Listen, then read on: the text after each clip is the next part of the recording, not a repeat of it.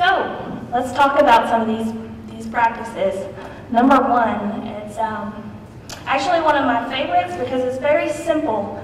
It's relatively easy, it's relatively small, and it's a retrofit. And many of you could probably go out and put in curb cuts sometime later this week and do a lot for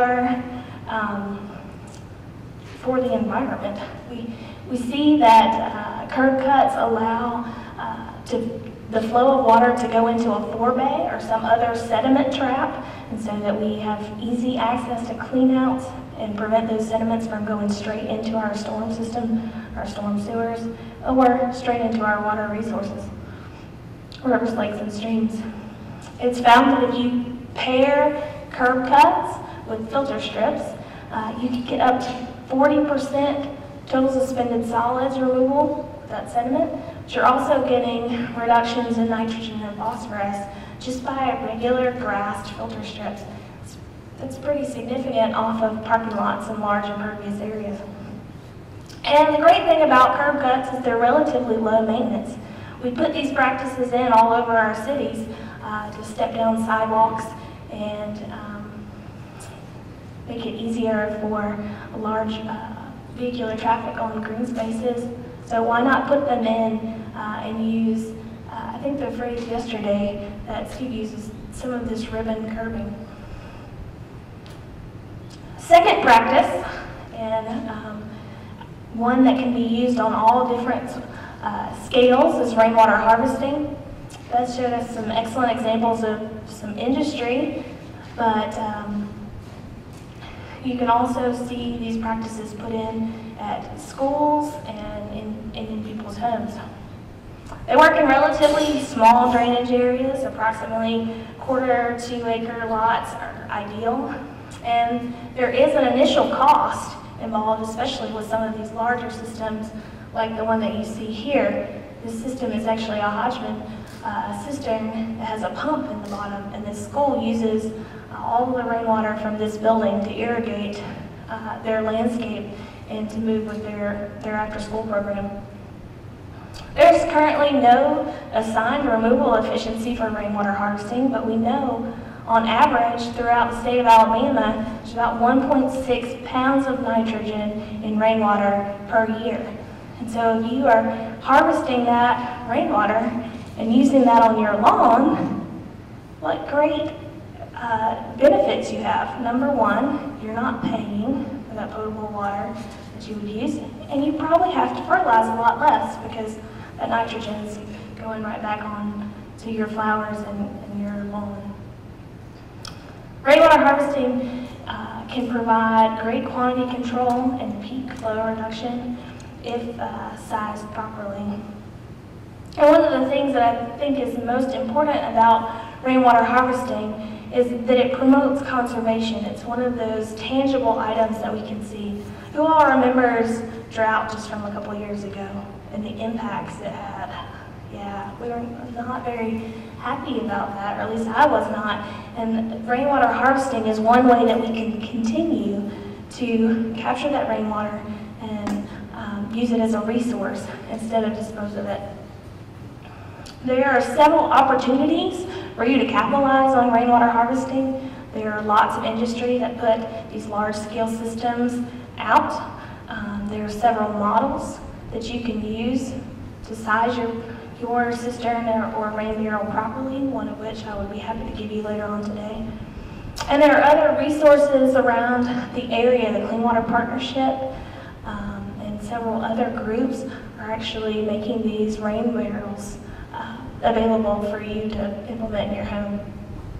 So as we look back at Scamper, we've got relatively small size and initial cost.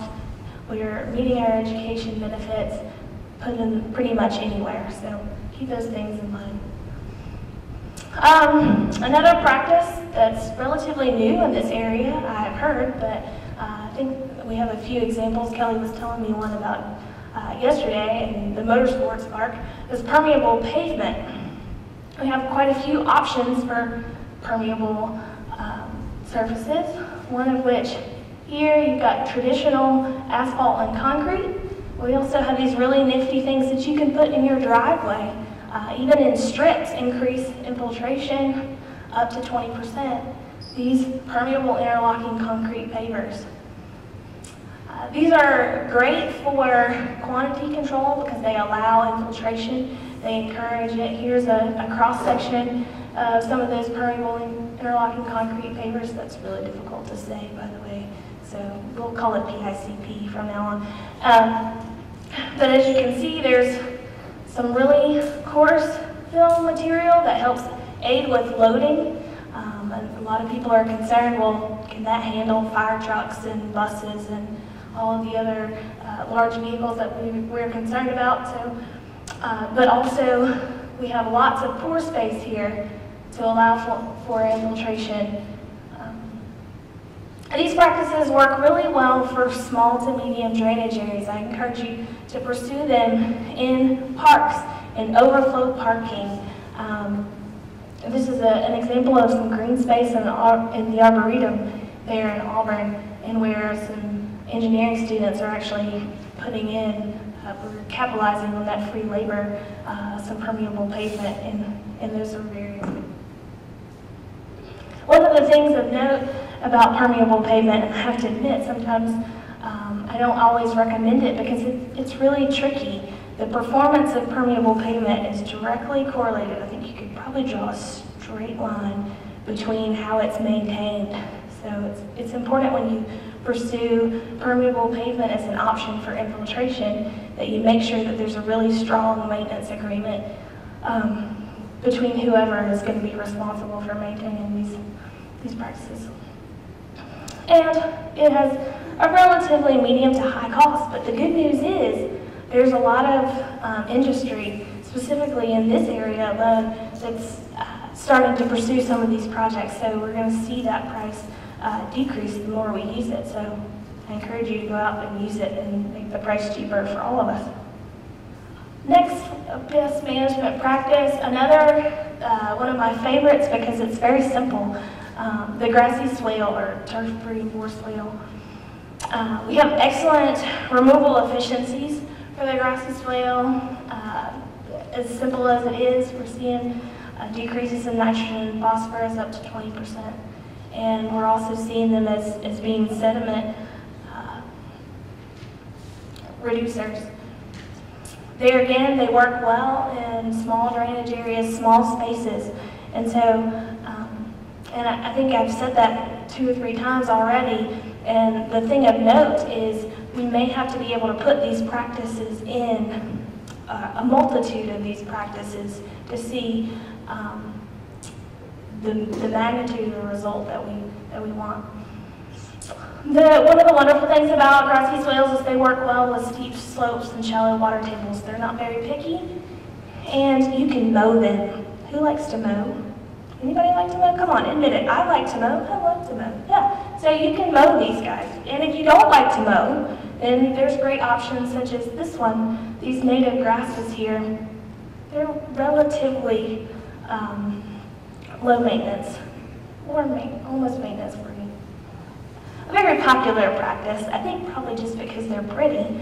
I termed it the residential rain garden, which is not very fair because 2 of my photos are not residences. However, rain gardens also work well with small drainage areas. They're an excellent quantity control. They do a fabulous job of storage, and the vegetation in them can do wonders for treating nitrogen and phosphorus. As I mentioned, they're very pretty. You can turn most any of your landscapes into a rain garden and promote infiltration and cause it to help treat some of the pollutants in your home. I think it's really neat. This photo here is a rain garden located at an elementary school, and it was designed, built, and it's maintained by elementary school students. And so I think there's a lot of hope in that we can see a practice be so successful. One of the things that I'll point out about rain gardens and things that is a major concern in this area, because, or a little bit south of here, is our soils. Well, what if I have sort of a stinky soil? and it's not optimal. Well, rain gardens work well anywhere, so any soil type we can use. And Troy, you might disagree with me there, but we can talk about that later. The last two best management practices before I jump into my top 10 list of